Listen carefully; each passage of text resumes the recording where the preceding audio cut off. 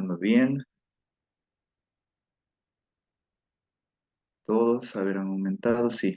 Falta una persona más. Bien. Entonces, vamos a continuar en el curso este que estamos llevando adelante sobre el movimiento de tierras en roca con explosivos, ¿no? Siempre aplicando, pero a este tipo de proyectos que es por el cual hemos estado viendo sus requisitos ambientales en seguridad industrial. Y el día de ayer hemos visto muy importante, ¿no?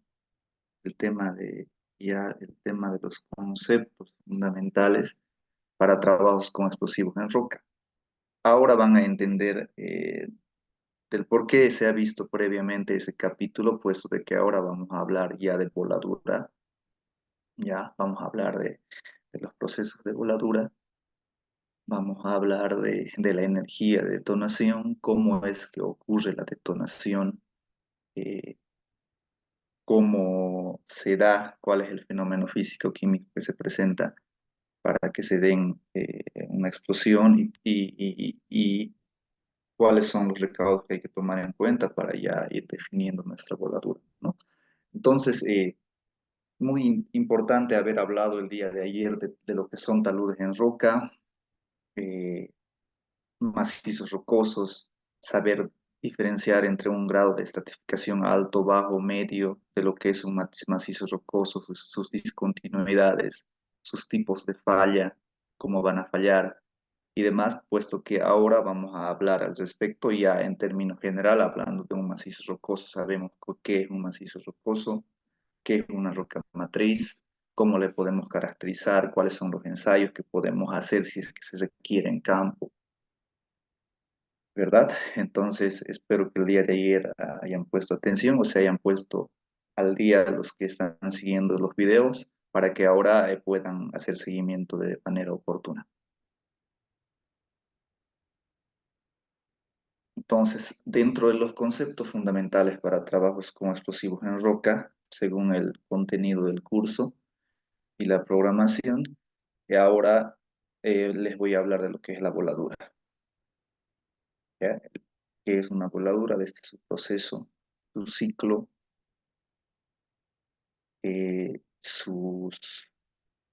los materiales a usar, el plan de voladura, que eso lo vamos a dejar ya para la parte práctica, cómo vamos a ir haciendo, ¿no?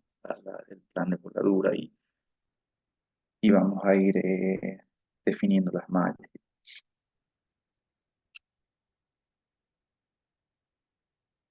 Bien, entonces vamos a continuar con esto, que es métodos de excavaciones en roca. Vamos a necesitar ver en primer lugar, diferenciar que existen otros métodos de excavación, ¿no? Hablando en general, no solamente la voladura nos permite excavar, ¿ya? Se puede, si se trata de rocas de baja resistencia, tipo uno, 2 o 3 que vamos a ver más adelante, el día de ayer hemos aprendido a categorizarlas en base a su RQD y su RMR a todo el macizo rocoso. Entonces, ahora entendemos de que existen macizos rocosos que son altamente fracturados o que tienen una propiedad de resistencia baja relativamente a una roca. Entonces, les hago saber de que proceder con una excavación mecánica, ¿ya?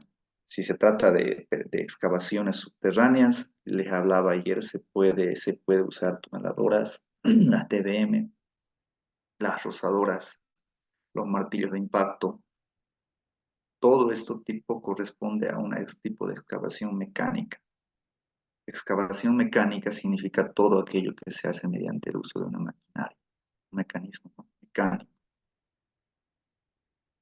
Y también se puede hacer que se puede perforar o se puede excavar, les cuento, que en la práctica se ve esto con excavadoras, ¿no? A veces la roca está blanda, ¿ya? Y se puede aún seguir con la excavadora o con el tractor trabajando. Eso ya va hacia harto de la experiencia del contratista ya de que si le conviene aplicar explosivos ahí o continuar rasgando con la excavadora, cosa que pueda ir sacando. Se puede, con la máquina se puede, pero tenemos que entrar a un balance de ver si es conveniente o no esforzar o continuar con el rendimiento de la máquina o ya pasar a lo que es la fase de excavación con voladura. Entonces, en la práctica se ha visto, les voy a mostrar que las excavadoras a veces o el tractor mismo, si tiene alcance, está trabajando también en la roca y se puede ir fracturando de a poco, pero ir cuidando siempre de no hacer, no causar daños en las uñetas, ya en las mismas uñetas o en las punteras de los tractores, puesto de que a la larga puede resultarles más caro. Si bien ustedes han movido unos 5 cubos, se podría decir, de material rocoso con las uñetas de la excavadora, pero puede que hayan dañado unas 3 o 4 uñetas o una puntera del tractor se haya ido desgastando, entonces que a la larga les puede hacer resultar más caro, ¿no? Esos detalles tenemos que ir cuidando ya en la práctica en campo. La energía tenemos que tener cuidado, miren, en punta de máquina, superando la resistencia de la roca. Justamente lo que les decía, la energía que va a desgastar, el trabajo que va a quemar esa máquina al realizar, al superar la resistencia de la roca, tenemos que poner en un balance si es conveniente o no hacer que la excavación se proceda con excavación mecánica o definitivamente pasamos a lo que es excavación con perforación y voladura, que es lo que en este curso estamos viendo, ¿no? Entonces, la excavación con voladura, bueno, la utilización de explosivos, mm, tenemos conocimiento de esto, que se trabaja con explosivos, materiales, ya tenemos conocimiento de todos los recaudos que hay que tener en tema ambiental, en tema de seguridad industrial, todas las normativas que nos marcan. Y bueno, en temas de energía, presión de gases y energía de vibración. A comparación de la excavación mecánica, bueno, que es que la máquina vence la resistencia de la roca. En este caso, el explosivo vence la resistencia de la roca mediante ¿qué? Mediante la presión de los gases y la energía de vibración, que más adelante vamos a ver rapidito cómo es este proceso. Ustedes ya saben, de más está decirlos de que si tienen alguna duda, puedan en el instante interrumpir y preguntar para que dialoguemos y ampliemos al respecto. Bien, entonces la voladura. Miren, el procedimiento de excavación con voladura. Este se resume en todo esto, todo lo que es el proceso, ¿no? Este esquema ha sido elaborado en base a mi experiencia, por mi parte, e incluido desde el traslado de material y maquinaria. Puede ser este el inicio, generalmente es este, el control topográfico, y tiene que ser un ciclo, ¿no? Un ciclo que vuelve al principio y al final al principio y se sigue haciendo mientras dure el proyecto de lo que es la apertura o mejoramiento en roca, todos los taludes en roca. ¿Por qué? Generalmente se tiene que iniciar con el control topográfico, tiene que estar el control topográfico siempre ahí. ¿En base a qué? A las especificaciones técnicas, principalmente de altimetría y planimetría, ¿ya? Vale decir, en planimetría estamos hablando del replanteo del eje, del camino, vamos a necesitar ese eje para ver dónde se va a comenzar con la cabecera del talud. Eh, Se tiene que conocer en planimetría lo que es el borde camino, ¿verdad? Se plantea generalmente 3 puntos en lo que es en el eje, ¿no? El eje, borde camino a ambos lados y pie del talud, ¿verdad? Y ya en altimetría, bueno, hay que cuidar el bombeo, todo eso, y principalmente lo que es la altura de las banquinas, la altura de la banquina y lo que es el tema de la cabecera ya de la banquina al final, dependiendo si son varias banquinas, se puede ya ir replanteando en la cabecera, arriba. Ahorita no vamos a usar pizarras, nada de eso, puesto de que la clase de la siguiente semana vamos a trabajar con secciones siempre de taludes, ya, reales del proyecto que se está manejando. Les voy a proyectar ahí y ahí vamos a ir explicando las secciones a detalle, ya no se preocupen al respecto. Entonces, si se dan cuenta, el control topográfico es muy importante, que se vaya haciendo el control de más que todo la altura de banquinas, las cabeceras, cosa que se vaya bajando con la excavación, pues que se caiga al pie del talud que se requiere, ¿no? Se vaya controlando la inclinación de la banquina y demás. En base a que ya tenemos conocimiento de sus discontinuidades, los tipos de falla que pueda tener este talud. Entonces, el control topográfico se tiene que hacer antes, durante y después. Durante también, porque mientras se vaya el tractor, se vaya haciendo los avances de detonaciones, se vaya despejando el material detonado y ya se tiene que ir controlando las alturas, cuánto nos falta para llegar a la siguiente banquina, ¿verdad? Y para también programar la siguiente detonación, el siguiente avance, la profundidad de más para prever de no pasarnos, ¿no? No tiene que haber una sobreexcavación en roca, al menos no es recomendable pasarse, pues de que la roca pierde sus propiedades de confinamiento, ¿no? Tiene que controlarse también el borde de las banquinas, las cabeceras, para que no haya desmoronamiento y demás.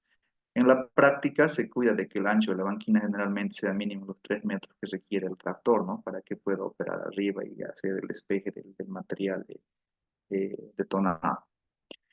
Entonces, una vez controlado, realizado el control topográfico, teniendo la autorización y la instrucción, la liberación del tramo para proceder con la ejecución por parte de supervisión, ya que tiene que ser un trabajo conjunto, se procede pues ya, ¿no? A la logística, al trasladar el material y la maquinaria.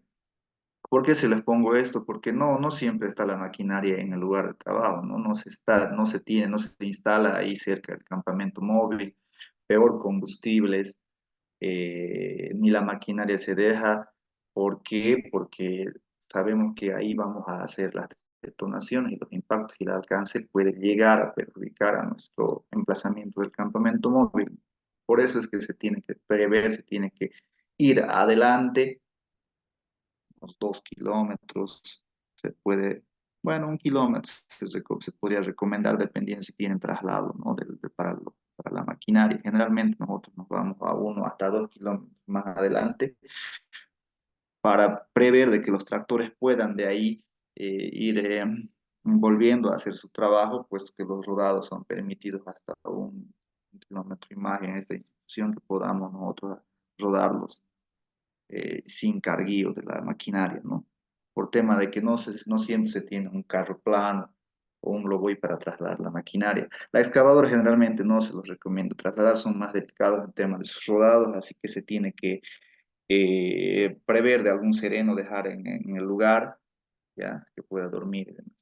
Pero cuando, sí, Milton Rinaga, sí puedes hablar, Milton, dime.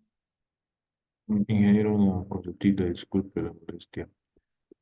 Mencionaba hace un momento el tema de no pasarse la roca en el macizo. ¿Cuánto sería la profundidad de penetración del barreno y el ángulo del mismo? Para poder asegurar esto, ya que, bueno, por su experiencia, ¿no? Pregunta, ¿y cuánto en dinamita se usa? Gracias. O sea, todo lo que es la dosificación y ya la definición del paralelismo o la inclinación, la dirección del perforado, ya el diámetro del taladro y sus avances lo vamos a ver más adelante. Tengo algunas tablitas por ahí, ya, y de todas maneras lo vamos a ver ya bien en la siguiente clase cuando estemos definiendo ya el plan de voladura y las mallas y demás. Para tener ya todo depende obviamente del cargado, ¿no? Del carguillo, del nitrato, por ejemplo. que es el nitrato de amonio, que es lo que más, el material que expande la detonación. El resto son los que inician, por ejemplo, el fulminante, ¿verdad? La masa, y ya el cargado del eh, nitrato es el que llega a determinar el alcance de la detonación. Generalmente, a grandes rasgos te digo ahorita, como para responderte, generalmente para uno de 0,80, lo que se suele hacer es cargar un cuarto kilo de nitrato de amonio, ¿ya? Para un taladro de 1,20, un tercio de kilo, ¿ya? O sea que para tres taladros de 1,20 estaríamos haciendo alcanzar 1 kilo. Y ya para los de 2,40, bueno, en la práctica, en la experiencia de digo, a grandes rasgos hemos ido usando de 1 kilo, un poco más o menos, dependiendo lo que queramos hacer, dependiendo en dónde está la detonación. Si estamos ya casi a la cabecera, entonces tenemos que poner menos, ¿no? Para que el alcance. Generalmente alcanzan hacia los lados a 1 metro, desde 0,5 a 1 metro a ambos lados, cada taladro. Eso te puedo decir preliminarmente y más adelante lo vamos a ver más a detalle.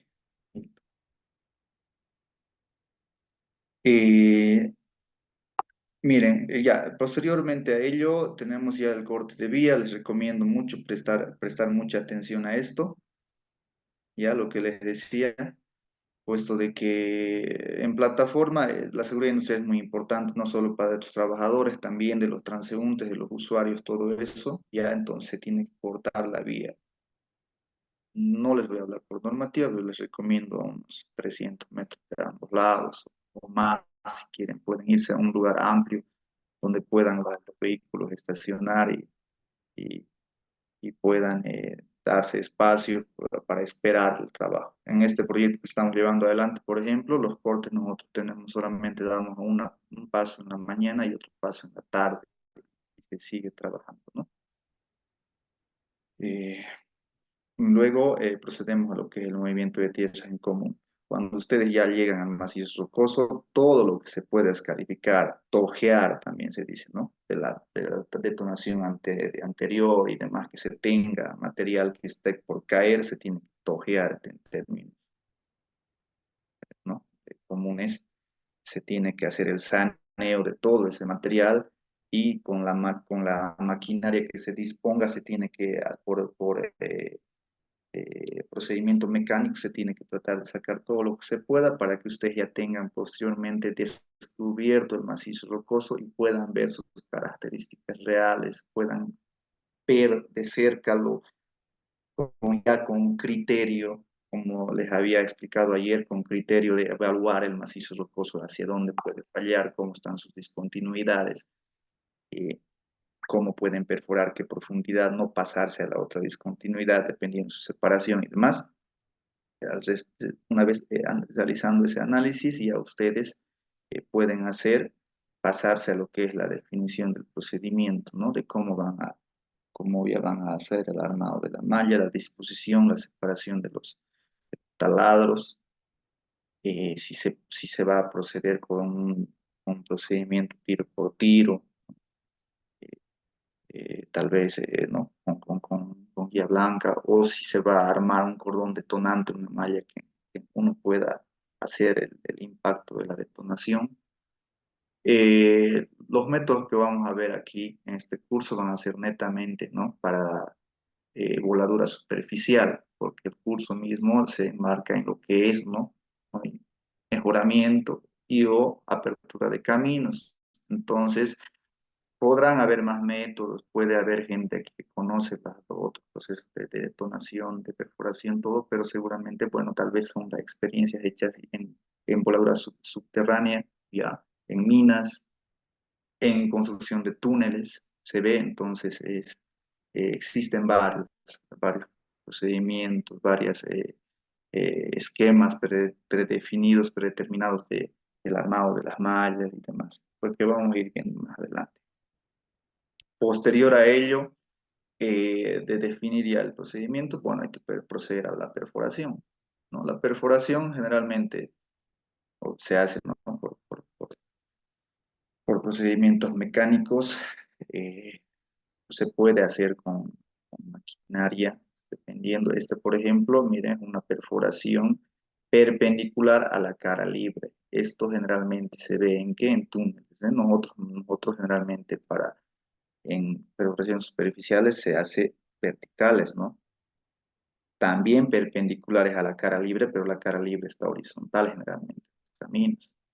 Esto se ve, la cara libre se ve vertical cuando en los portales de los túneles y cómo se va avanzando, ¿no? Generalmente esto es en minería o en construcción de túneles.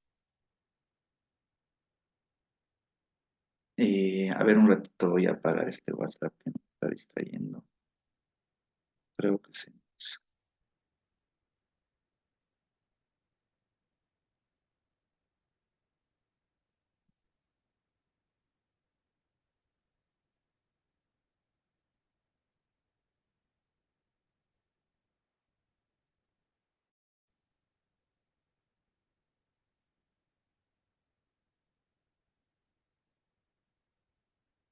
Perfecto.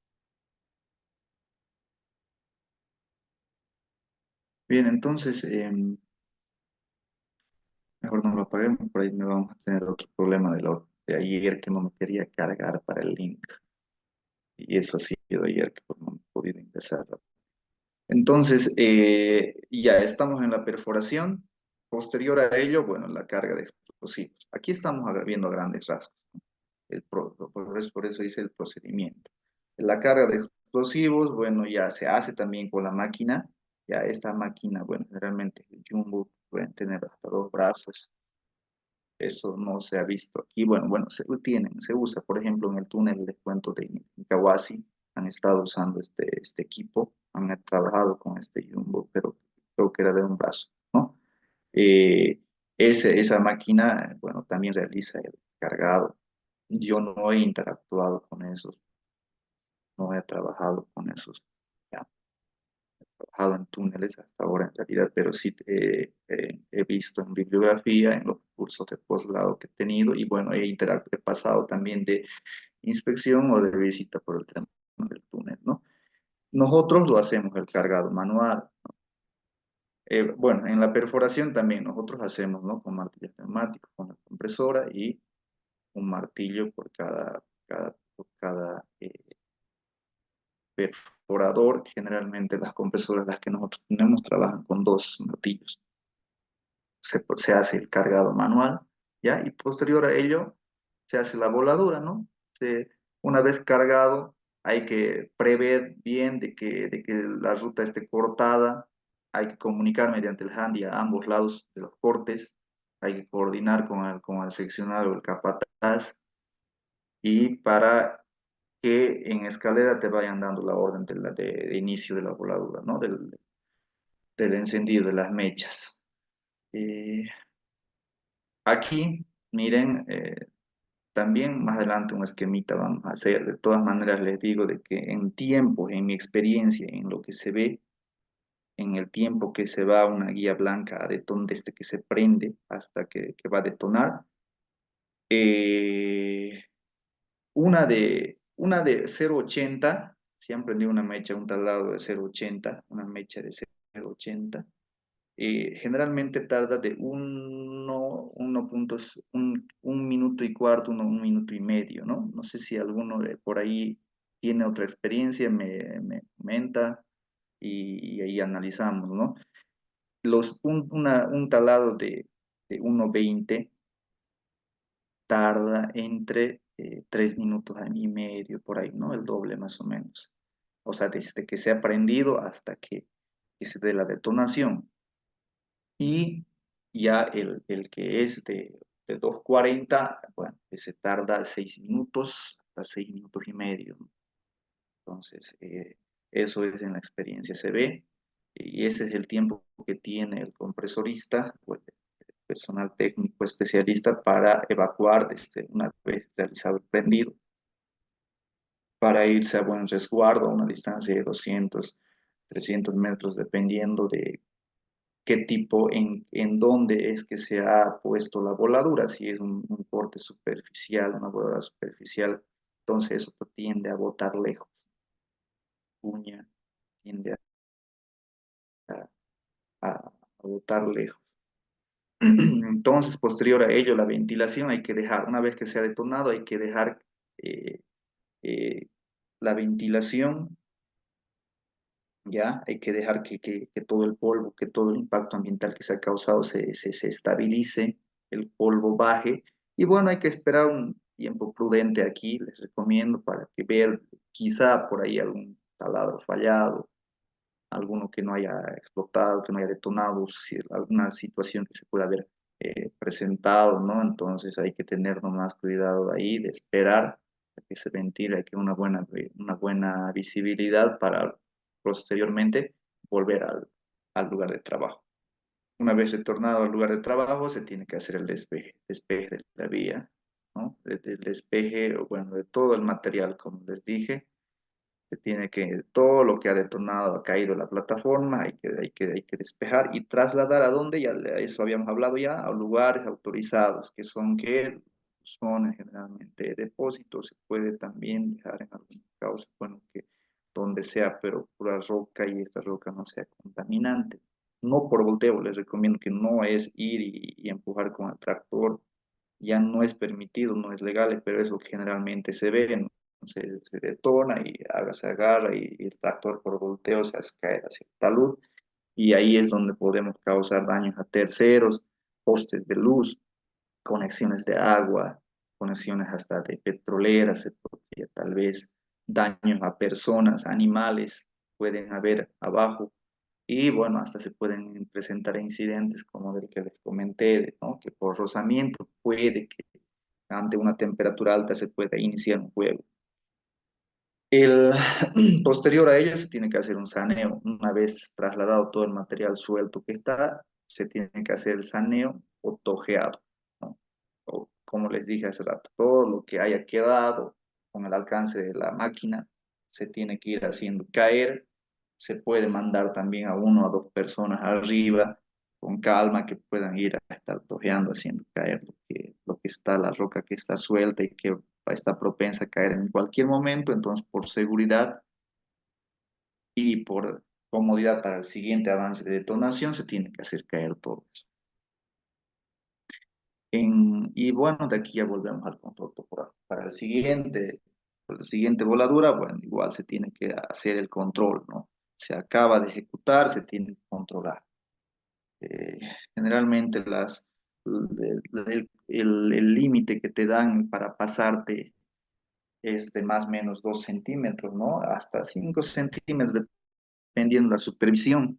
A veces te controlan tanto que van con su propio topógrafo a verificar sobre tu perforación y una sobreexcavación no se paga, obviamente, y aparte puede ser cuestionable.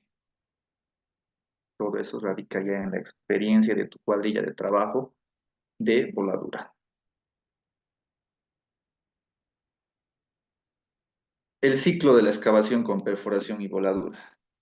Entonces, ¿cuál es el ciclo? Ya hemos hablado. Generalmente el de ahí, el que les he mostrado anteriormente, el procedimiento, este es un ciclo predefinido. Esto no lo he hecho yo, esto ya viene en la bibliografía, ¿ya? Trazado del diagrama de disparos. Miren, ellos directamente se inicia el trazado del diagrama de disparos o la malla, instalación del equipo de perforación, impresoras, la perforación, la carga de explosivos, el disparo y la ventilación están juntas. Luego se pasa al avance del equipo de limpieza al frente y eliminación de escombros, que yo le he llamado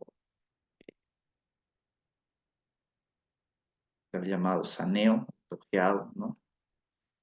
Posterior a ello se hace el perfilado de la sección y sostenimiento opcional. Bueno, esto, pues, si es que habría alguna situación de trabajar con un talud, con un macizo rocoso altamente fracturado o de baja estabilidad, hasta se da la necesidad de estabilizar o de crear sostenimientos con, con, con hormigón lanzado o con anclajes. Han debido ver alguna vez el método para estabilizar taludes. No sé si quieren verlo, les puedo también comentar eso al final, si hay tiempo. Rapidito, existen varios métodos, uno de ellos es el de anclajes, ¿no? Anclar en las discontinuidades, eh, materiales de anclaje que resistan el peso del toda la carga que está por arriba y que tiende a bajar. Si es necesario eso, aquí nos dice de que se tiene que hacer el anclaje una vez hecha la detonación, una vez evaluado por dónde están las discontinuidades, hacia dónde tratan de buzar, el ángulo de buzamiento, la dirección, y bueno, se tiene que hacer el reforzamiento con anclajes, en este caso se recomendaría. Posterior a ello, colocación de líneas gradientes y alineamiento, y finalmente el trazado del diagrama de un nuevo disparo, ¿no? Volvemos para volver ya al siguiente voladura en base al rendimiento o a los resultados de la anterior. Dice, el nivel tecnológico actual ha permitido conseguir avances espectaculares como producto de ajustes o condicionamiento de los equipos e instalaciones, pero más bien la calidad del producto terminado depende fundamentalmente de la experiencia de la cuadrilla. Como les decía, ¿no? Más, más importante es la experiencia de la cuadrilla, eh, el conocimiento técnico, que sea un personal especialista o que haya trabajado años en esto para que el resultado sean óptimos. En el caso de la institución en la que estoy, bueno, sí se ve gente, bueno, que tiene conocimientos básicos de niveles de estudio y demás, de grado de instrucción, pero en el tema de sus trabajos con voladuras son muy, muy conocedores porque sus años de sus vidas han hecho esto. Eso es lo que se ve en ellos, entonces están preparados.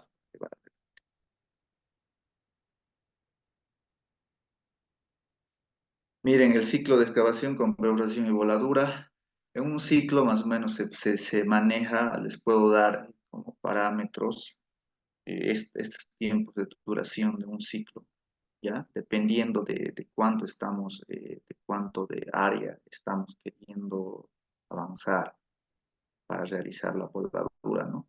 De 3 por 2 por 3 por 2, 5 por 5, 6,75 por 8,75, ¿ya? Eh, Generalmente el número de perforaciones, miren, aquí hablamos de con refuerzo, sin refuerzo, con refuerzo, sin refuerzo, con refuerzo. Obviamente, si estaríamos haciendo refuerzos, vamos a tardar más.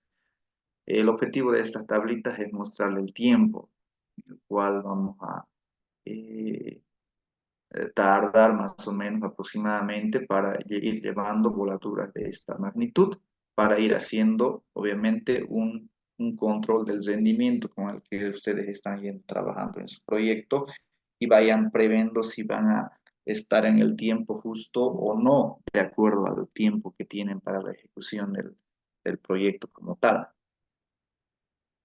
Miren, por ejemplo, para un 3,2 por 3,2 para una eh, voladura de esta área, el número de perforación dice 41, ya la profundidad 3. Bueno, esas son bibliografías que está sacando de datos generales. Avance disparo 2,8, ya por disparo 2,8, vale, sí, si fuera un taladro de 2,40 más o menos, bueno, tiene, ese es el alcance que tiene, ¿no? La perforación en minutos dice 90 minutos, 1 hora y media, por ahí más o menos, ¿no? En lo que es la experiencia se ve de que en 1 hora y media, así con el uso de un solo taladro, bueno, de dos taladros o intercalándose, se llega a un rendimiento de hacer unos 41 taladros, por ahí más o menos, 41 huecos eh, de perforación. Carguío y disparo en minutos, tenemos de 60 minutos, en 1 hora aproximadamente se va a cargar esos taladros. Generalmente lo que se hace es mientras algunos están perforando, otros están cargando, ¿no? Ya se está realizando de esa manera. La ventilación, una vez realizada la detonación, se tiene que dejar para que se ventile. Aquí dice media hora, pienso que es mucho. Posterior a ello se hace la limpieza, ¿no? En minutos. Bueno, aquí ya es 1 hora y media. Creo si fuera harto, bueno, si tendríamos que haber harto, tal vez 1 hora, ¿no? Y el tema de reforzamientos, bueno, aquí no hay reforzamientos y otros trabajos para prever 30 minutos, ¿no? Entonces, duración más o menos para un avance de esta sección con una profundidad de 3 metros, ya dice que podemos, la duración es más o menos de unos 300 minutos, eso sería 6 por 5 30, ¿no? 5 horas, ¿no? 5 horas, casi sería una jornada laboral. Más adelante vamos a ver que dependiendo de la roca también esto varía. Y miren, aquí lo que tenemos. Eso. Ahí está, miren. Dependiendo de la roca, que ya conocemos algunas características generales del tipo de roca, varían estos rendimientos, ¿no? Mientras más eh, blanda sea la roca, se puede hacer mayores perforaciones, mayor cantidad de perforaciones, miren, ¿no? Y se puede avanzar más. Por disparo también el avance va a ser más, comparando, miren, con esta, por ejemplo, yéndonos al otro extremo. Para una sección dice de 10 por 13 más o menos aproximadamente, para un área, ¿no? De 10 por 13 hablando de la cara libre, con una profundidad eh, de 0,80 para esta roca. Miren, se puede ir avanzando de esta manera. Dicen, ¿no? Se puede perforar profundidades desde 0,80 hasta 2,4 dependiendo la roca. Y los avances por disparo, si la roca es más blanda, va a hacer más, ¿no? En este caso es 2,20. Miren, número de perforaciones 100, bueno, más o menos por ahí, ¿no? 10 por 3, 10 por 10, más o menos 100 por cada metro, pongámosle cada metro talado aproximadamente, entonces generalmente salen por ahí como unos 100 talados aproximadamente, que esto se lo llega a hacer, dice aquí en 17 horas, ¿no? No creo, esto es mucho, o sea, una jornada laboral se puede hacer hasta 80 taladas, una, en unas 12 horas por ahí, en una jornada y media se podría sacar adelante un rendimiento de esta manera. Miren lo mismo, ventilación, minutos, limpieza y demás. Entonces, esto lo que se trata de mostrar aquí, que de acuerdo al tipo de roca, ¿no? Tenemos que ver también nosotros de que nuestros rendimientos van a ser más o menos. Y eso como, o sea, lo clasificamos mediante Curie y Mer, que ya habíamos hablado el día de ayer.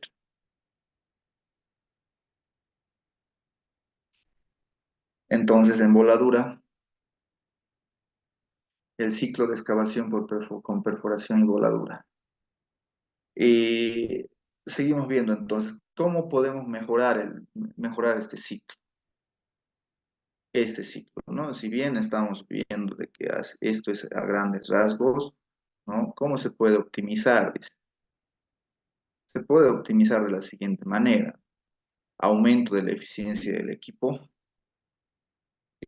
ya podemos crear una cuadrilla más, ¿no? Colocar una compresora más que trabaje en conjunto, tal vez. O podemos ampliar el tiempo de trabajo, que es lo que les decía, les había dicho en las primeras clases, de que esa es la manera de optimizar, ¿no? Existen esas dos opciones: crear una cuadrilla más, ¿no? Un frente de trabajo paralelo, o ampliar las horas de trabajo para que posteriormente se pueda compensar, ¿no? Esa es cuestión ya de trabajar con su personal, coordinación. Luego se puede mejorar las técnicas de voladura, ¿ya? Que las vamos a ver, cómo se puede trabajar, cómo mejorar de acuerdo a su dosificación y a su definición de las mallas. El personal experimentado, ya tener gente experimentada al respecto de lo que se está haciendo en el tema de voladura. Existe el outsourcing, se llama, hablando un poco desde el punto de vista de la administración. El outsourcing es, por si acaso, delegar funciones específicas a personal especificado, ¿no? No lo digo yo, lo dicen las normas, la bibliografía en tema de administración y gestión de proyectos o de empresas. No solo en flujo de construcción, ¿no? El benchmarking, por ejemplo, es otra técnica que se aplica, que es compararse con los mejores, cosa que trates de ser al igual que ellos, ¿no? Entonces, luego se puede también optimizar cuidando el tamaño del equipo, ¿ya? La optimización del tamaño del equipo en la magnitud con el equipo con el que se está trabajando, ¿no? Si tendríamos la capacidad, bueno, pues, subimos máquinas de perforación mecánica, ¿no? No lo hacemos manual, sí, tendríamos la capacidad. Eh, Después, incentivos, otra vez, desde el punto de vista, experiencia con otro rubro que yo también domino, los incentivos al personal son muy importantes. Bueno, felicitarlos cuando hacen bien sus trabajos, si han hecho bien el trabajo, lo han hecho de manera eficiente y eficaz, darles unos días, unas horas libres, un día que puedan ir, relajarse, hacer deporte, confraternización, eh, entonces, hacerse una carne, por ejemplo, el día de ayer, anteayer, nosotros estábamos por el proyecto haciendo la coita tradicional para iniciar por el tema del cuidado que hay que tener y bueno, ahí también nos podemos hacer algo como para confraternizar. Entonces es muy importante incentivar a tu personal, tenerlo bien motivado para que pueda realizar sus funciones de la mejor manera. Miren, así se lo dice también las recomendaciones para optimizar. Esto ya es la relación que tienes con tu fiscal de obra o si fuese eh, un proyecto privado, bueno, directamente con el propietario, ¿no? Las condiciones en las que empiezas a trabajar, los TDE, las especificaciones técnicas, bueno, cuando se trata de un privado, bueno, ¿no? Prácticamente contratan al CEMER de este camino y bueno, uno tiene que ir viendo, pero generalmente la relación entre esos dos entes tiene que estar bien nutrida, ¿no? Bien armónica.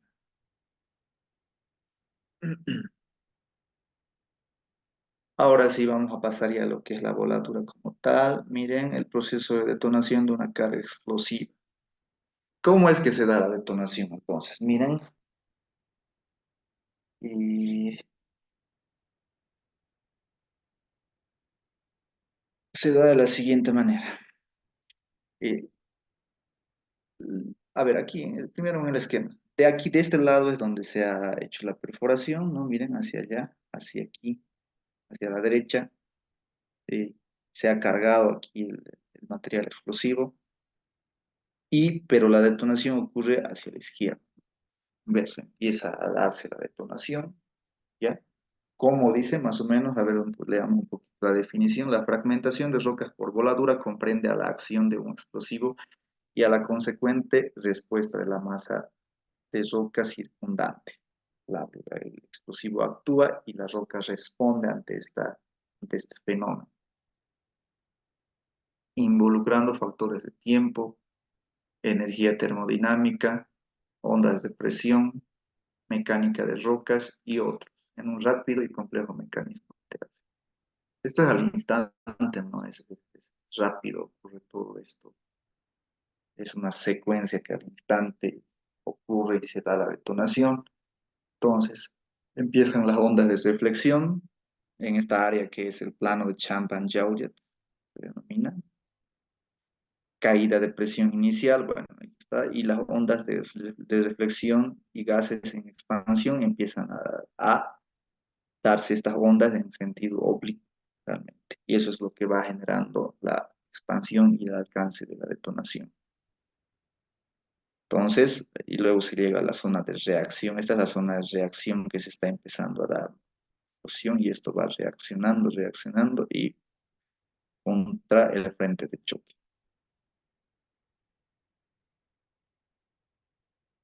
Entonces, existen teorías, ¿no?, que dicen de cómo ocurre este fenómeno. Existe la teoría de reflexión, que dicen que las ondas de tensión reflejadas en una cara libre, dice teoría de reflexión, ondas de tensión reflejadas en una cara libre, ¿no? Puede ser. Teoría de expansión de gases, o gases que se expanden una vez que se da la reacción, ¿no? La zona de reacción. La teoría de ruptura flexural por expansión de gases, teoría de torque, torsión o de cizallamiento. Dice que puede que la roca vaya fallando por cizallamiento. Teoría de craterización, teoría de energía de los frentes de onda de compresión y tensión, teoría de liberación súbita de cargas, teoría de nucleación de fracturas de fallas y discontinuidades, ¿no? Claro, eso sí, fallas generalmente, las fallas se dan por las discontinuidades. Seguimos en lo que es el proceso de detonación. En las etapas, esto es muy importante, miren, las etapas que se dan: detonación del explosivo y generación de la onda de choque. Detona el explosivo y las ondas de choque salen. Transferencia de la onda de choque a la masa de la roca iniciando su agrietamiento. Las ondas se transfieren contra la roca y comienza su agrietamiento. Generación y expansión de gases a alta presión y temperatura que provocan la fracturación y movimiento de la roca. Desplazamiento de la masa de roca triturada para formar la pila de escombros o detritos.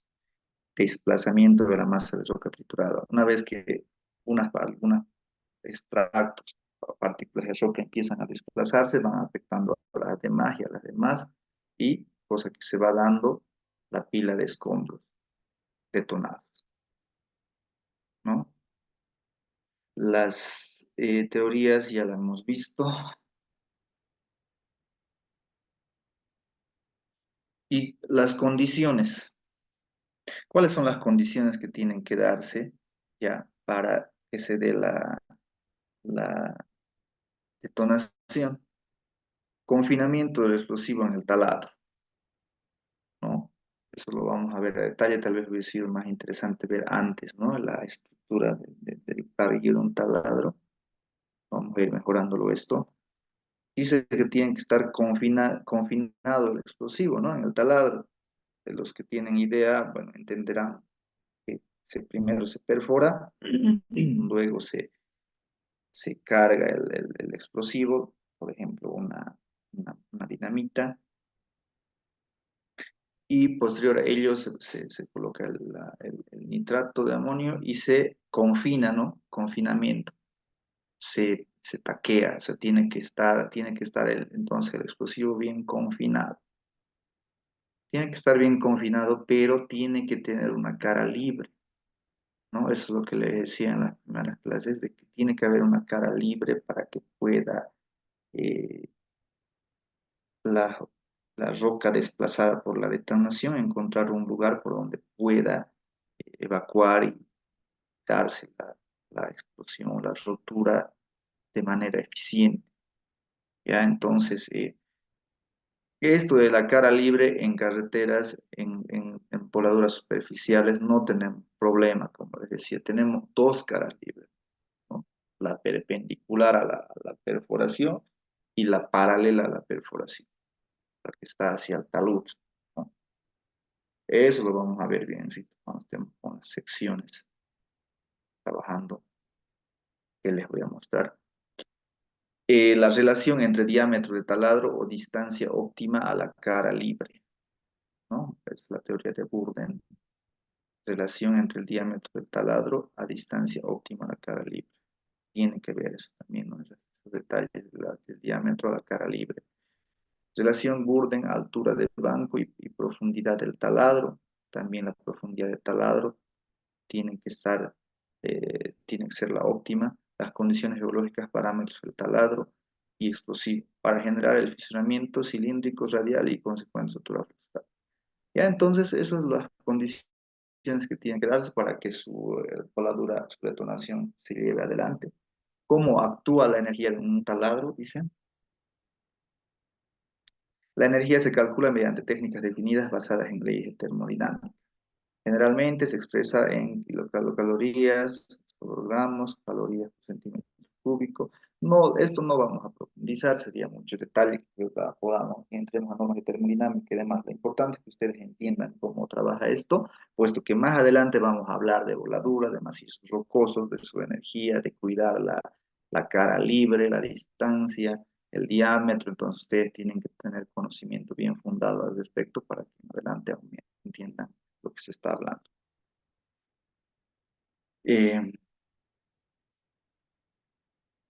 ¿Cómo actúa la energía de un taladro? Pues, la cara explosiva en un taladro es un pequeño peso o volumen en comparación con el peso o volumen de la roca que será volada. El explosivo puede superar esta diferencia porque se transforma en un gran volumen de gases calientes en una fricción de segundos, en una fracción de segundos, ¿no? Estos gases son los que producen el desmembramiento y desplazamiento de la roca. Entonces, es claro de que la masa que usamos nosotros, la cantidad, es muy pequeña en comparación de todo el efecto que causa. Eso gracias a qué causa ese efecto, gracias a las ondas de expansión y a la energía que se está dando en la detonación. Todo esto afecta, repercute en, o sea, todo esto se resume en la cuantificación adecuada del material explosivo, en la, ¿verdad? En la dosificación que vamos a cuantificar, cuánto se va a colocar de masa, una media dinamita o una dinamita entera, se va a colocar lo de nitrato, más o menos, si quieres alto grado de fracturación, colocarás más. Entonces, esto es más o menos lo que determina, ¿ya? Para el efecto de cómo se va a lograr lo que es el efecto en la roca.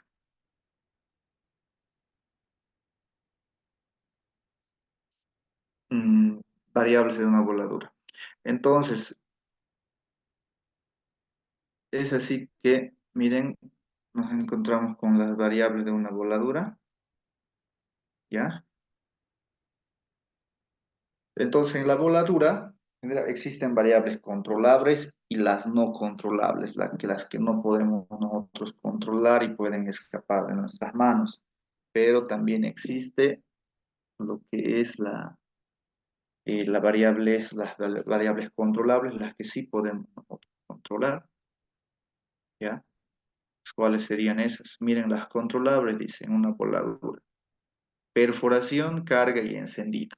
Esto nosotros podemos controlar, ¿no? De acuerdo a nuestros conocimientos, a nuestro plan de voladura, a nuestra definición, todo eso nosotros definimos cómo vamos a perforar, dónde, cuánto vamos a cargar y en qué momento vamos a encender para ir más o menos dando la forma de que la voladura que queremos, ya hablando, bueno, acercándonos más o menos a una voladura controlada, por ejemplo, en el tiempo del encendido que podamos usar. Entonces, posterior a ello, miren, podemos también controlar la geología, dice. Bueno, no tanto controlarla, podemos tener conocimiento de ella, ¿no? Y en base a los conocimientos que tenemos, que ya ayer les he mostrado, podemos eh, controlar esta situación en función a lo que tenemos de geología y el comportamiento. La voladura preparada, eso sí podemos controlar, ¿no? La voladura cómo vamos a preparar y posteriormente el disparo, el tiempo promedio del proceso menos de 2 segundos. Resultado del disparo. Los resultados, también tenemos que ver los resultados. Entonces, las variables controlables son las siguientes. Perforación, diámetro del taladro, podemos controlar, ¿no? Podemos definir en función de lo que queremos obtener. Longitud del taladro, controlamos también, nosotros definimos base a qué, ya les dije, en base a las unidades, en base a las condiciones del macizo rocoso. Distribución de taladros, malla de perforación, una malla entonces. O también controlamos la distribución, la longitud del diámetro, controlamos el radio, el espacio, según Burden, ¿no? La teoría de Burden, el radio y el espacio, de acuerdo al diámetro del taladro y el espacio que tiene que tener uno del otro. La angularidad y o paralelismo también podemos controlar, la sobreperforación y la longitud del taco. La sobreperforación, como les decía anteriormente, hay que tener mucho cuidado, ¿no? Perdón. Hay que tener mucho cuidado. Y bueno, y la longitud del taco también podemos controlar, el tipo de corte o arranque, dirección de salida de los tiros, caras de libres disponibles. Bueno, esto de la cara libre disponibles no podemos controlar, pero conocemos, ¿no? Entonces, como le digo, en tema de carreteras, podemos tener hasta dos, hasta tres caras libres disponibles, ¿no? Cuando se trata de que un talud inicie en el cauce de una quebrada, por ejemplo, ahí tenemos ya tres caras libres. Dimensión de la voladura, configuración del disparo, altura de banco, tipo de taco inerte, profundidad de avance en subsuelo. Todo esto, bueno, podemos controlar, como decía, ¿no? En tema de perforación. Ahora, en tema de carga y encendido, ¿cuáles son las variables controlables que podemos controlar? El tipo de explosivo podemos controlar, generalmente no es recomendable mezclar el explosivo, las marcas, las propiedades, densidad, velocidad, sensibilidad, distance, simpatía, etcétera. La energía disponible, método de carga y cebado, podemos controlar método de carga y cebado, acoplamiento, taladro explosivo, longitud de columna explosiva, factor de carga, la distribución, carga de fondo, carga de columna, tipos y densidades, proyección de caras libres a formar con cada salida. Esto de las caras libres, ¿no? Proyección de caras libres a formar con cada salida, dependiendo por eso, cómo se va a ir formando las caras para que el siguiente taladro vaya detonando en función a eso. Sistema de iniciación, muy importante. Podemos controlar por dónde se va a iniciar el prendido de la malla, si está hablando tal vez de cordón detonante, secuencia de encendidos, si se ha dispuesto con mechas, bueno, entonces, ¿por dónde se va a ir encendiendo uno por uno, ¿no? Se tiene que definir cuáles se encienden primero. Generalmente se encienden primero los que son más largos, ¿no? Las mechas más largas, para tener más tiempo, pero no siempre, ¿no? A veces se coloca mechas de la misma longitud, cosa que de acuerdo a lo que nosotros queramos controlar la voladura, se va iniciando el fuego o encendiendo la mecha. Distribución de carga a columna completa o con cargas espaciales. Existen entonces variables no controlables, ¿ya? Variables no controlables, las que escapan de nuestras manos, más todo la geología, ¿no? El tipo de roca que nosotros no vamos si bien vamos a conocer al respecto, como les decía, podemos tener toda la base de datos, el conocimiento, todo, pero nosotros no lo vamos a controlar. Bueno, tenemos que aplicar todos los métodos de conocimiento y estabilización que podamos tener para poder tratar. Resistencia a la rotura y propiedades elásticas de la roca, frecuencia sísmica, presencia de agua. El tema de la presencia de agua no podemos controlar, salvo que arriba hagamos unos zanjas de coronamiento, no se hagan o drenajes, sistema de drenajes. Y se podría hacer condiciones del terreno,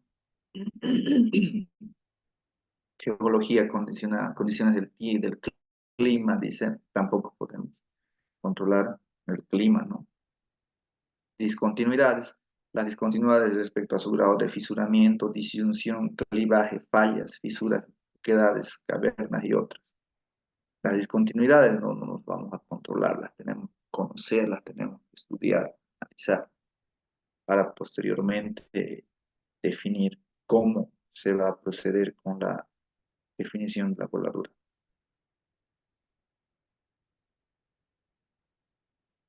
Los resultados. Los resultados del disparo. Generalmente estos resultados tenemos nosotros y bueno, algunos son para analizarlo como miren la salida total o parcial del disparo. Tenemos que ver, ¿no? Para hacer una retroalimentación y ver que para la siguiente, el siguiente disparo, si existen algunas deficiencias, poder corregir o poder tomar en cuenta. Fragmentación, qué tanto, cómo ha fragmentado, el grado de fracturación. Si es que ha fragmentado mucho, pues disminuiremos, ¿no? la cantidad de material explosivo, el nitrato. ¿No? Ocurre de que yo tenía, como les comenté, ¿no? Una de las compresoras de la cuadrilla de que iba perforando muchos, pero el avance era poco, puesto de que disponía muy cerca sus taladros y para esa distancia el nitrato resultaba sobre cuantificado, entonces cosa que se llegaba a triturar prácticamente la roca, fracturar la roca, cosa que no es lo que queremos, ¿no? Nosotros queremos avanzar en lo que es la conformación de nuestra talud en roca, generalmente tanto sea mejoramiento o apertura de caminos, ¿no? Hablando de corte lateral.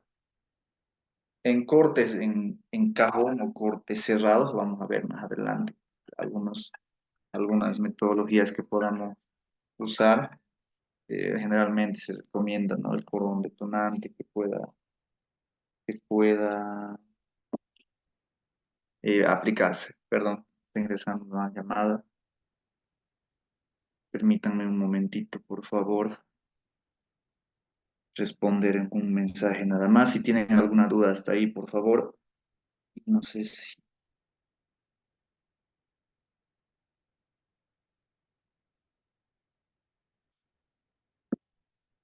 están ahí, señores. ¿Qué dicen si hacemos la pausita de unos 5 minutos? Puesto de que al final de clase vamos a hablar también, dijeron, de la detonación. Voy a tomar una agüita y a contestar esta llamada que es importante. ¿Qué dicen? Está bien, ingeniero. Ya, por favor, unos 5 minutitos a 10 y continuamos.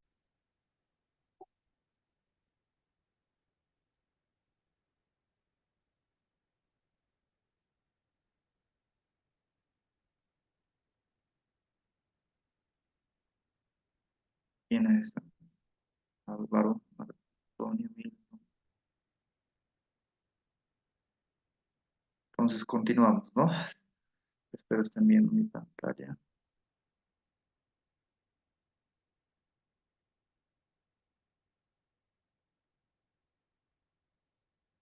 Ya.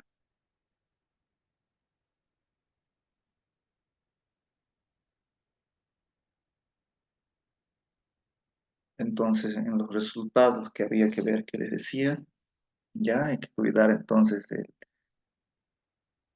del desplazamiento y forma del cono de escombros, volumen de material roto, ¿no? ¿Cómo ha ido más o menos dándose, cómo se ha hecho, se ha formado el escombro? Eso nos da una referencia también de cómo ha sido la voladura.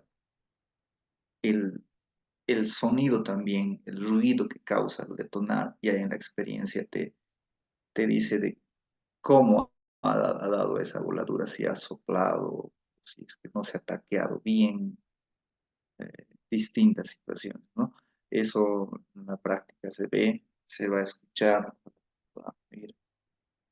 Entonces, todos esos resultados hay que ver, ¿no? Esponjamiento para el recojo y retiro de detritos, ¿no?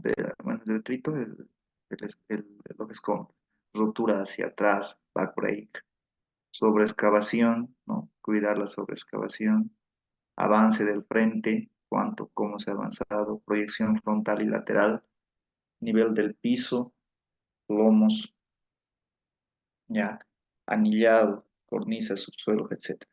En tema de seguridad hay que ver también los resultados ya el tema de la proyección de fragmentos, como les dije, techos y cajas golpeadas, explosivos y accesorios no detonados, tener, ¿no? Hay que tener más cuidado. Puede existir de que en el momento del encendido, del iniciado de la detonación, no se haya prendido algunos, ¿no? Somos seres humanos, puede ocurrir de que al encender no se haya encendido uno, entonces hay que cuidar, hay que verificar esa situación. Una vez que estemos evaluando los resultados, pueden haber tiros fallados, gases remanentes, que hay que tener cuidado con esas remanencias ahí. Entonces, miren, por eso es recomendable siempre que después de la detonación se deje la ventilación, se deje que los polvos asienten y que posteriormente se vaya con el equipo técnico, en primer lugar, el equipo de detonación, compresorista, capataz o seccional, puedan ir a verificar primero estas situaciones con criterio, con conocimiento, para que recién instruyan el acceso de la máquina, para que pueda hacer la remoción y el tagotojeado de lo que falta, de lo que ha quedado para planificar la siguiente voladura, como habíamos hablado anteriormente. ¿Por qué se dan las fallas de los disparos? Miren, ¿por qué puede ser? Dice, por insuficiente disponibilidad de energía, mezcla explosiva, cebado insuficiente, ¿no? Una energía mala que se ha dado, compatibilidad del cordón. En tema de compatibilidad, a veces no hay que ver bien sus especificaciones técnicas también de los materiales. Ahorita vamos a ver justamente el tema de con quién nosotros, por ejemplo, hacemos la adquisición de los materiales, el procedimiento y el tema de sus especificaciones, qué especificaciones se dan, ¿ya? Hay que tener harto cuidado con la compatibilidad, puesto que el tema de las marcas y demás puede variar y no pueden ser compatibles unos con otros. Por eso generalmente se recomienda adquirir estos materiales en tongadas del mismo proveedor, que generalmente es Faxam, ¿no? Fanexa. Antigüedad de almacenamiento, del almacenaje, edad, shelf life, ¿no? La edad del almacenamiento, hay que tener harto cuidado. Fanexa da sus cursos, les cuento, de netamente almacenamiento, manipuleo y cuidado de lo que son los submateriales explosivos, ¿no? Y los cuidados que hay que tener al almacenar, el, el tipo de búnker que hay que tener, dónde hay que almacenar, el empilado de las bolsas de nitrato, por ejemplo, cuidado de la humedad, el contacto con fuego, que es obviamente con el calor que hay que evitar, ¿no? Entonces, todas esas situaciones, le invito a la página de Panexa, van a pillar ahí la serie de capacitación al respecto. Efecto, canal de presión, presión de muerte o densidad, dice, ¿no? También puede ser por eso que no haya fallado un disparo, el confinamiento insuficiente también, ¿no? El que hace rato ya habíamos visto, ¿verdad? El confinamiento, algo que nosotros podemos controlar y tenemos que hacerlo bien. Entonces también el error con el tipo de iniciador o incompatibilidad también, ¿no? Como el iniciador, como puede dar el fulminante, tal vez no exista una compatibilidad, inapropiada selección de tiempos, dispersión de retardos, golpe de agua, mezcla de diferentes tipos o marcas de detonadores de retardo. ¿Ves? Las marcas hay que tener cuidado, como les dije. Errores en el orden de encendido de los retardos. Como les dije, hay que ser muy estratégico, muy cuidadoso al encender, ¿no? Se tiene que definir también el encendido, por dónde se va a iniciar el encendido y hacia dónde el personal va a evacuar una vez encendida los explosivos. Las causas también pueden ser de ejecución del plan de disparo, propagación, ¿no? Errores de perforación. El tema de la perforación es muy importante. Si tenemos una mala perforación, pero un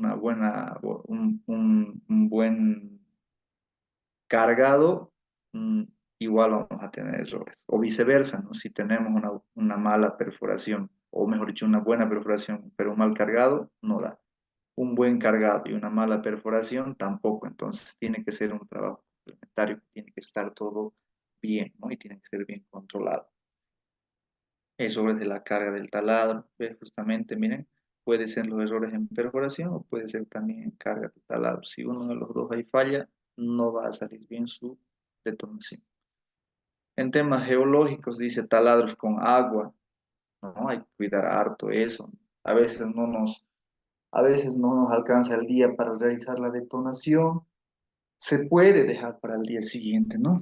Pero se tienen que tomar los recaudos pertinentes, dejar bien tapados, no sé, y bueno, ver más que todo que no llueva esa noche, ¿no? O sea, prever el tema de eso, de las humedades, de la infiltración de agua. Generalmente lo que se recomienda es por eso ir avanzando con voladuras que se vayan realizando en el día. Taladros perdidos, ¿no? Esto ocurre también que a veces se perforan tantos que al hacer la malla no se cargan, ¿no? Y esos taladros perdidos se convierten en una cara más de escape, ¿no? En una cara libre, como vamos a ver más adelante. Entonces, eso quiere decir de que con una cara libre más llega a afectar al resultado de la detonación. Entonces, no tiene que haber taladros sin cargarse si es que no se requiere. Bueno, si es que se requiere por estar ya alejado de la cara libre hacia el talud, bueno, se puede dejar, ¿no? Taladro libre. Pero si no, no hay por qué dejar, más bien afecta al resultado de la detonación. Entonces, miren, perforación y voladura forman un conjunto, como les dije. El hueco perforado correctamente no sirve de nada si en la fase de voladura este se carga con explosivos de potencia y cantidad de equipo. ¿Se dan cuenta entonces? Por más que perforemos bien, con la inclinación correcta, con el paralelismo, si es necesario, si así se lo dispone, con el diámetro correcto, la profundidad, si es que no cargamos bien, no vamos a tener buenos resultados. O al revés, lo mismo ocurre cuando la carga del explosivo es adecuado, pero el taladro en su profundidad, paralelismo y densidad no es el correcto, también tenemos problemas con los resultados. Entonces aquí entramos a lo que es un planeamiento o un plan de voladura, ¿no? Dice para los factores para efectuar la voladura. Entonces tenemos que cuidar esos tres factores: la geomecánica, el método de trabajo, que sería la planificación, ¿verdad? Y el factor de energía. Geomecánica con factor de energía, o sea, todo lo que es perforación, todo lo que es parte mecánica, se tiene que complementar con la energía de detonación, uso adecuado de los explosivos, dosificación. Si estos dos se cumplen con un buen método de trabajo, con una buena disposición de mallas, con una buena planificación, entonces efectivamente se va a llegar a dar bien la voladura. Se quiere como sea planificado.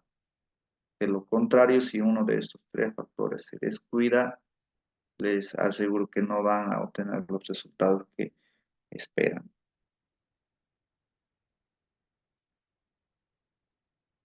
Entonces, para terminar respecto a voladuras, bueno, el tema de voladura controlada también tenía que hablarles, pero no lo encuentro la presentación. Tal vez la siguiente clase podamos un poquito hablar de eso más o de una vez en lo que es el ejemplo práctico que vamos a hacer, bueno, aquí en virtual, ¿no? Porque la práctica ya en campo es netamente para la interacción con los explosivos. Miren, entonces, en tema de la voladura superficial y subterránea hay que saber diferenciar bien, ¿no? En la subterránea, como les dije, sí se necesita un taladro de alivio, ¿no? Porque se necesita una cara de libre. Tal. Mientras en la voladura superficial tenemos las caras libres, ¿ya? Tenemos dos caras libres, la perpendicular y la paralela al taladro, como les decía, porque se perfora paralelamente, miren, a la cara frontal del libro, entonces no hay mucho problema. En tema de voladoras subterráneas para minas, para, para túneles sí se necesita, puesto de que les decía se tiene solo una cara libre, que es la cara perpendicular a la perforación, y paralelo a la perforación no tenemos nada, entonces para ello se tiene que crear un taladro libre, ¿no? Que no se cargue. Una diferencia adicional en las operaciones subterráneas es el hecho de que los parámetros de voladura deben adecuarse a un contorno específico. Bueno, obviamente en el tema de voladuras subterráneas, en túneles, a lo menos tenemos que ir formando, ¿no? La sección del túnel, el tema de la forma de herradura de acuerdo al diseño del túnel. Bueno, en lo que es superficiales, tenemos que ir cuidando más toda la inclinación de cómo se va a dejar los taludes. No olviden que pueden haber discontinuidades que nos traicionan, que nos fallen, entonces que sean desfavorables al talud, cosa que tenemos que ir nomás cuidando de una buena inclinación para el talud, para que no falle por falla planar, ¿no? O por deslizamiento, como ayer habíamos hablado, habíamos visto. Ya, entonces, eso sería en tema de voladuras. No sé si tienen alguna duda al respecto. Nos falta ver el tema de materiales, algo. Miren, para eso les voy a mostrar aquí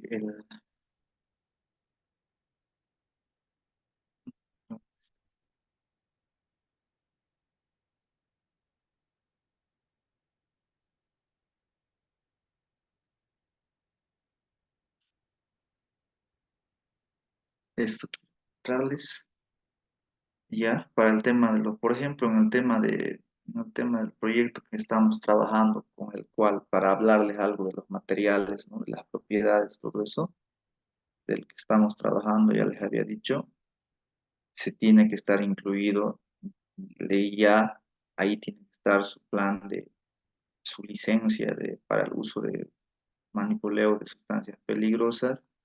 Ya aquí en la sección de anexos debe estar, les voy a mostrar con qué eh, materiales normalmente se trabaja, lo básico, ¿no? Para el tema de la, la ejecución de un proyecto de mejoramiento de caminos en lo que es el ítem de movimiento de tierras, ¿no? Más aquí adelante debe estar.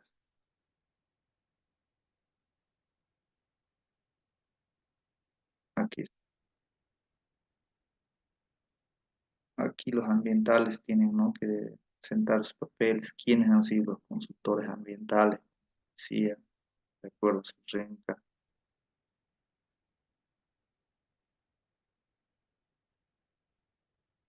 la constancia de categorización de acuerdo al nivel que ellos han definido. Todo esto tiene una guía, ¿no? Todos estos anexos. Estoy buscando tema, tema de las sustancias que se va a manipular, ¿no? Esto, bueno, viene también de las especificaciones técnicas de cada material de su ficha técnica.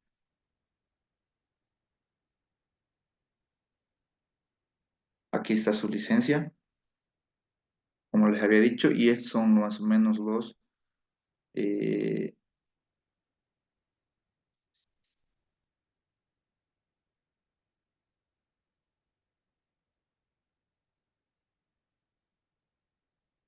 los materiales con los que se va a trabajar. Miren, dinamita, fulminante, guía para dinamita, nitrato de amonio, pintura, bueno, para el tema del control topográfico. ¿No? Le he planteado diésel, gasolina, son las sustancias que se van a usar, sustancias peligrosas a la cual se ha dado su licencia de manipuleo. Entonces, miren, para hablar algo de lo que son estos materiales, la dinamita, dice. ¿Cuál es lo importante aquí?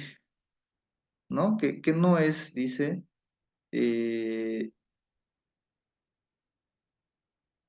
peligroso si se lo inhala, dice, ¿no? Miren que puede causar dolores de cabeza, náusea, desmayo, ¿no? Pero no llega a mayores. Si es en caso de que se llegue a dar alguna inhalación.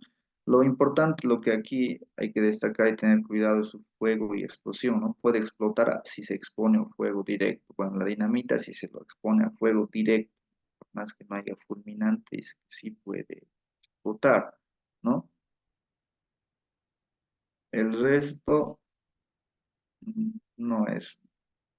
Entonces veamos ahora del siguiente que vamos a ver, es el fulminante. Sí, el fulminante seguramente, miren, bajo bajo ciertas condiciones detonará cuando es expuesto al fuego. Los gases liberados en la explosión, como óxido de nitrógeno, monóxido y dióxido de carbono, son peligrosos. Entonces, si está expuesto al fuego, va a detonar el fulminante. Justamente el fulminante es un iniciador, ¿no? Y lo más importante queremos ver del nitrato de amonio. Miren, el nitrato de amonio, su clasificación es tóxico, inflamable. ¿Ya? En un tema del riesgo que pues, se puede tener de detonación, de explosión es la siguiente, dice ningún riesgo de detonación espontánea siempre y cuando se cumpla con los requisitos recomendados para el manipuleo, transporte y almacenaje y uso. Se da de que, miren, con una camioneta de nosotros cargada de nitrato y la vagoneta ha ingresado con nosotros, me acuerdo, y cuando no, la gente no había tenido sus previsiones, bueno, han venido fumando con cigarrito y todo eso, y atrás tenían su nitrato, entonces ocurre de que no pasa nada, entonces no se va a iniciar si es que no hay una reacción química iniciadora, ¿no?